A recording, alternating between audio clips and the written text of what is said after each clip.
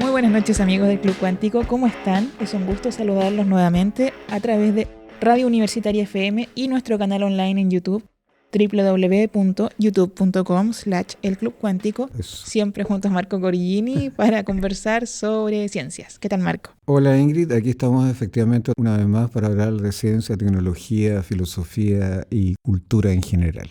Y en esta oportunidad vamos a hablar sobre un tema muy cercano a ti porque tiene que ver con algunas preguntas interesantes que te han hecho estudiantes y personas de la comunidad general sobre matemáticas, ¿cierto? Sí, notablemente hace una época desde el año pasado en donde hemos recibido algunas consultas de estudiantes y gente que no está relacionada con la universidad también respecto de las matemáticas y de las actividades que los matemáticos desarrollan. Y sorprendentemente acerca de las motivaciones que impulsan a los matemáticos a hacer cierto tipo de, como dije, investigaciones. ¿Son bien recurrentes algunas? Claro, una de las cosas importantes aquí, bueno, en este caso este año yo he tenido la oportunidad de hacer algunos cursos de formación general y sorprendentemente los alumnos consultan recurrentemente acerca de las motivaciones que tienen los matemáticos para hacer sus estudios. Es sorprendente porque están más interesados en la cuestión psicológica que en la cuestión científica, lo cual no es malo, digamos, pero me pone a mí en aprietos, porque las motivaciones íntimas de cada uno son particulares y no son fácilmente evaluables. Pero se repiten algunas cuestiones que son bastante comunes. Por ejemplo, lo que te acabo de decir, ¿cuál es, en un sentido bien específico, el sentido que tiene para un matemático hacer generalizaciones sobre conceptos que son bastante intuitivos en principio, sobre todo desde el punto de vista de las matemáticas?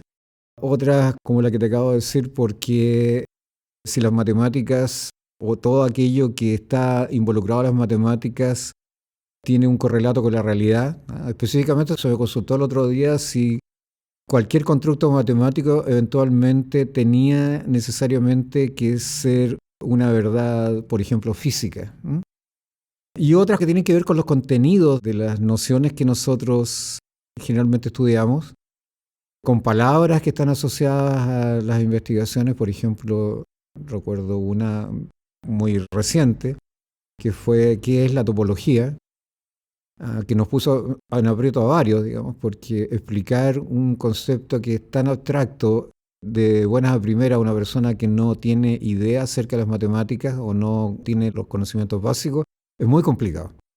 Entonces, la tarea de este club cuántico en estos momentos es un poquito tratar de aclarar estas dudas, en la medida de lo posible, por supuesto, y explicar además cuál es la importancia que tiene esta ciencia, que por lo demás es una ciencia formal que se diferencia de otras ciencias. Que sea una ciencia formal quiere decir que se basa sobre un conjunto de reglas y que esas reglas permiten definir criterios de verdad bien específicos que nos facilitan el poder decir si una aseveración matemática es correcta o no es correcta, cosa que no sucede en la práctica con otras disciplinas. Lo mismo sucede con la lógica, son autocontenidas en ese sentido. Entonces nosotros no realizamos en general experimentación. El trabajo de un matemático es bastante barato, lo único que necesita es un lápiz, un papel y tener acceso al conocimiento de sus colegas, conocimientos antiguos. Eso es más o menos el contexto en que nos vamos a mover ahora. Partamos con el tema de la generalización, ¿te parece? Sí, esto es bien interesante porque las generalizaciones parecen a primera vista una cuestión inútil. Sin embargo, si uno ve la historia de las matemáticas, las generalizaciones en general en matemáticas han tenido como resultado investigaciones no solo en matemáticas, sino que en contextos muy amplios. Las matemáticas siempre estuvieron ligadas a otras ciencias y en un momento determinado logran su estatus de independencia y empiezan a crear constructos en forma independiente y a demostrarlo en forma independiente. Entonces, entendamos primero eso que acabo de decir, que ya había dicho antes, que es una ciencia formal y que tiene su propia cadencia, si uno quisiera llamarla así. Entonces, por ejemplo, hay cosas que son significativas. Una consulta que me hizo un estudiante de física fue por qué si uno trabaja en 3 dimensiones le interesa conocer fenómenos en más dimensiones o le interesa generalizar resultados matemáticos en 3 dimensiones a dimensiones superiores. Y me quedé pensando porque no le pude responder inmediatamente. Y el problema es que el problema de las dimensiones, por ejemplo, no solamente tiene que ver con el contexto físico.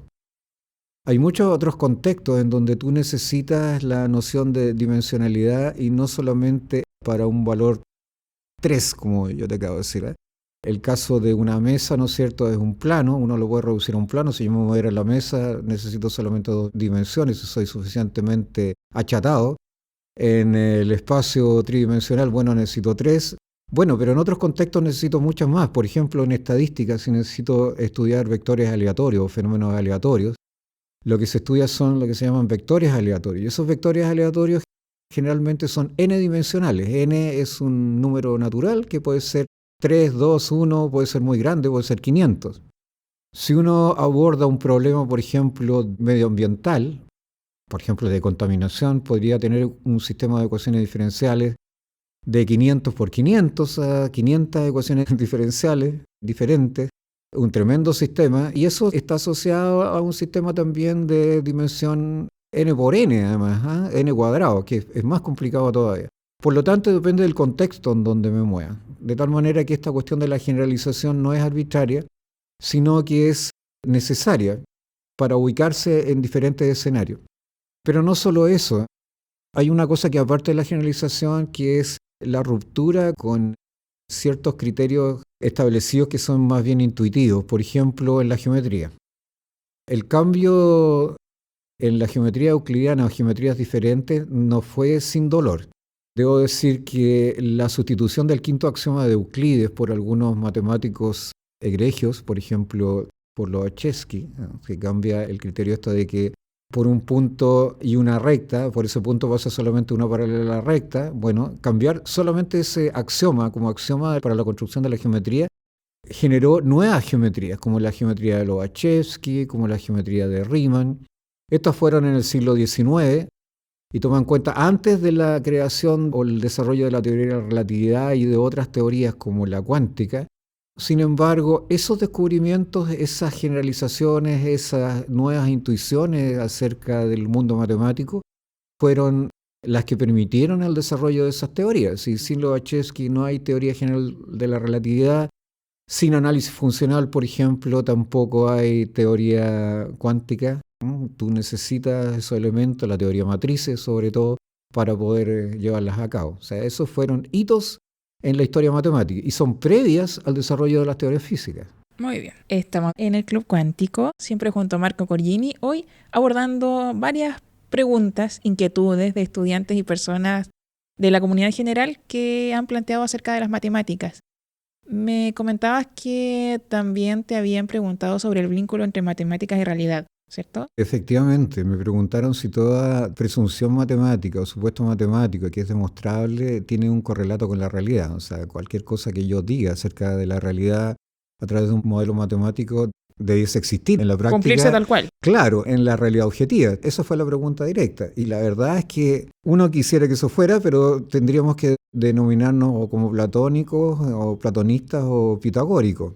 El mundo de las matemáticas es el mundo de la abstracción. Un punto en matemática no es una partícula, es un punto abstracto. Y de hecho cuando lo define Euclides en su geometría, hace mención a esto. Es decir, la recta está formada por infinitos puntos, pero los puntos no tienen largo, ancho, ni tienen volumen ni profundidad.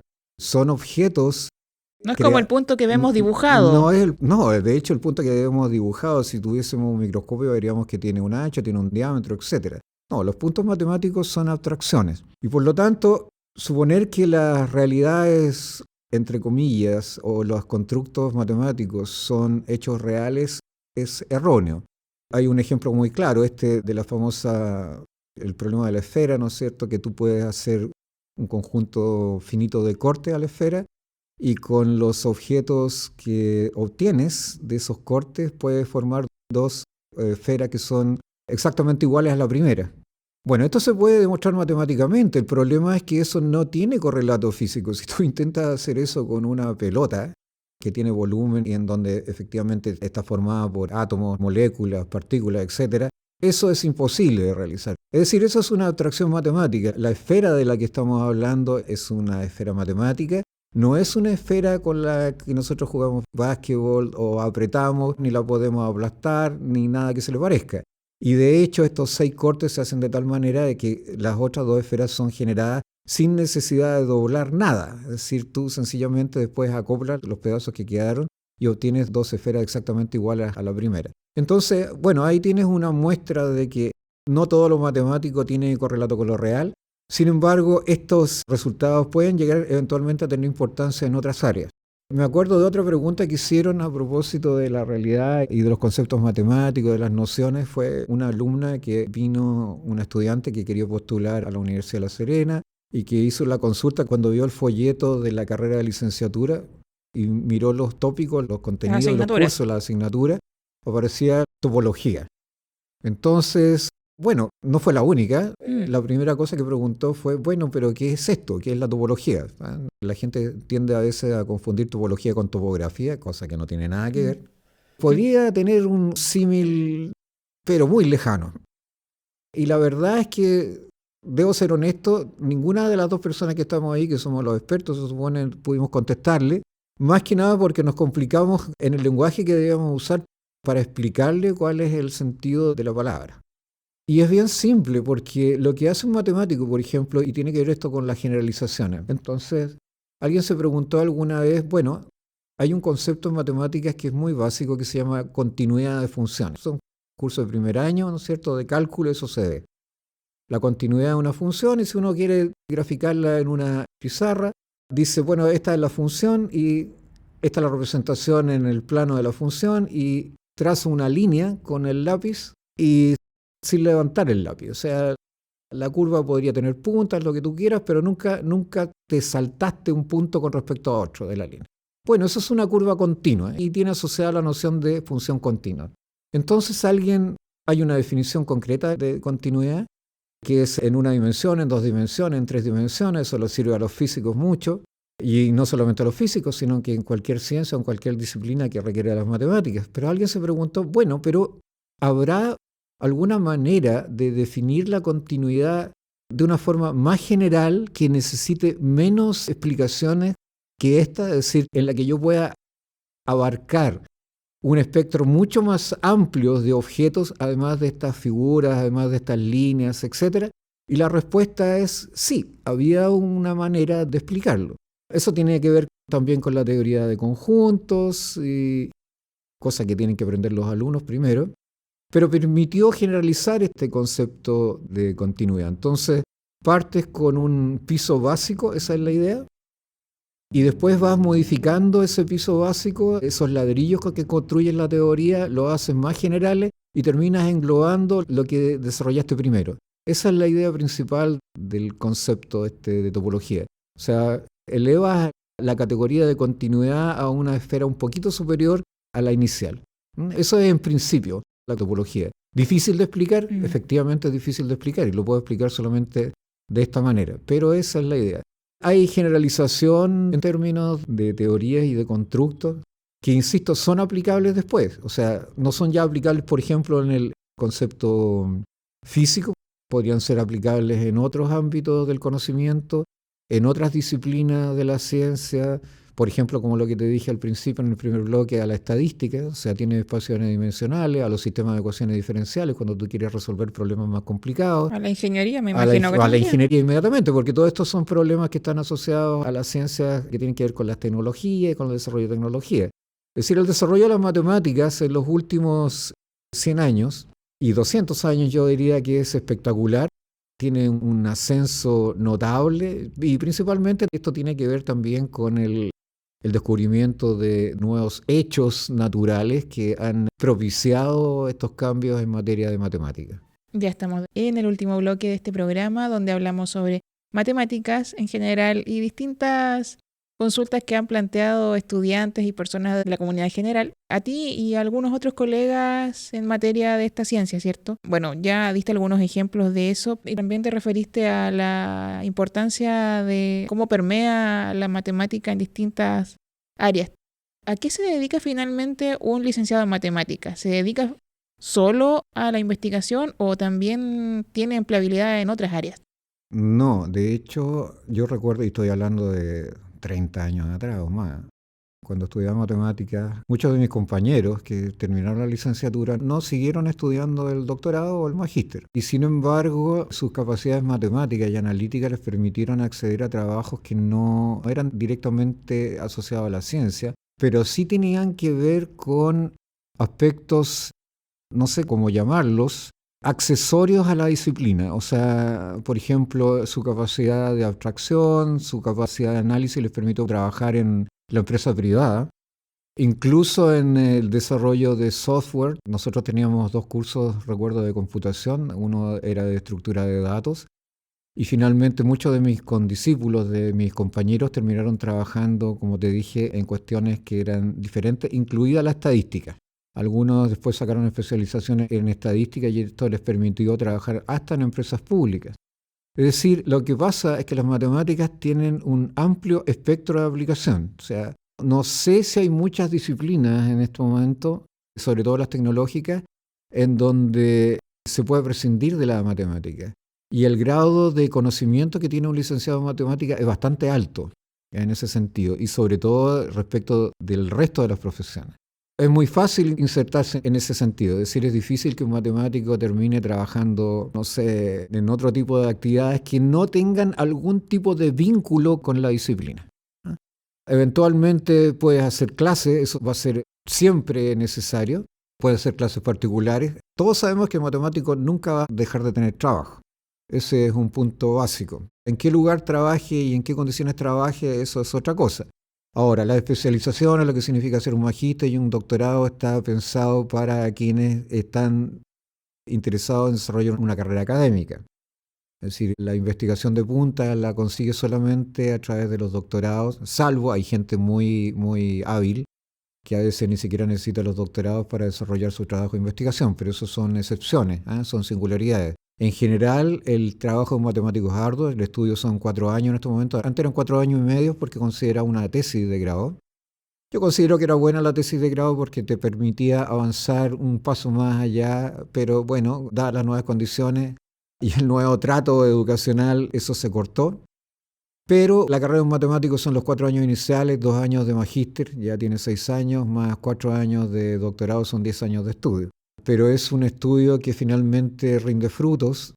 Vas a conocer una rama de la ciencia general que es muy importante y que te va a entregar muchas satisfacciones en el futuro. O sea, como vida profesional es una vida rica, llena de descubrimientos y muy excitante. Y además que permite, como le digo a mis alumnos, conocer otras personas, conocer otras culturas, conocer otros tiempos.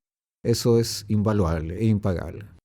Esta semana apareció un artículo en el periódico El País de España donde hablaban del boom de la matemática y la física, luego de un tiempo, de unos años en los que estuvo a la baja esta opción científica para los alumnos que quieren estudiar en la educación superior, y ahora es la carrera más apetecida y la que requiere mejores puntajes para ingresar. ¿Te parece que en Chile puede pasar algo Yo similar? espero que eso suceda. El problema es que no se entiende bien y yo creo que se ha cometido un error respecto de las ciencias básicas y en particular respecto de la matemática. Te insisto que es una disciplina que resulta imprescindible no solamente para aprender cuestiones concretas de otras áreas, biología, en química, en la misma matemática, en física, en Todas las historia, ingenierías. en ciencias sociales, donde tú quieras instalas las matemáticas. O sea, esto es general.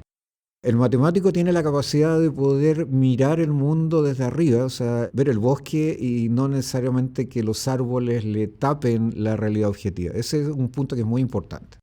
A veces los alumnos piensan que basta aprender lo básico, cuando en realidad lo más importante, aunque parezca difícil, es aprender lo general, porque una vez que tú entiendes el concepto general, bajar a lo básico no cuesta nada.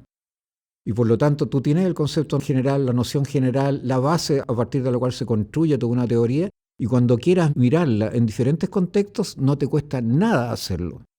Sin embargo, cuando solamente conoces lo básico, cada vez que quieras resolver un problema vas a tener que empezar de cero prácticamente. Ese es el cuento, no vas a tener novedad. O sea, si no sé resolver solamente ese tipo de problema, entonces no voy a poder acceder a más conocimiento. Sin embargo, si tú conoces las nociones generales, es muy fácil después conocer distintos tipos de árboles que hay, las distintas etapas de crecimiento que tienen. Estás mirando el bosque de arriba, no lo estás mirando de abajo. Es difícil convencer a la gente porque esto necesita trabajo. O sea, son muchos años de trabajo. Pero el trabajo es un trabajo fructífero que finalmente te va a dar resultados excelentes. Es decir, vas a poder leer lo que quieras en materia de ciencia y entenderlo, aunque parezca esto un poco soberbio. Eso es así. Es decir, nosotros a veces recibimos artículos que vienen de áreas de disciplinas diferentes, vemos los cálculos matemáticos y entendemos perfectamente de lo que se está hablando. Al contrario, es muy difícil. O sea, nosotros le entregamos documentos que tengan naturaleza matemática a una persona que no ha estudiado. Es muy difícil explicarle los contenidos tal cual te dije ahora. O sea, puedo hablarle de topología en forma alegre a una persona y darle algunas explicaciones, pero en realidad el fondo es bastante más complicado. No es inalcanzable. Finalmente, para algunos estudiantes que nos puedan estar escuchando y que les interese la licenciatura en matemáticas, aparte de un amor inmenso por esta ciencia, ¿qué características les ayudarían a tener un buen desempeño como matemático? Lo más importante, yo lo digo siempre, la persistencia es una de las virtudes que tiene que tener un matemático.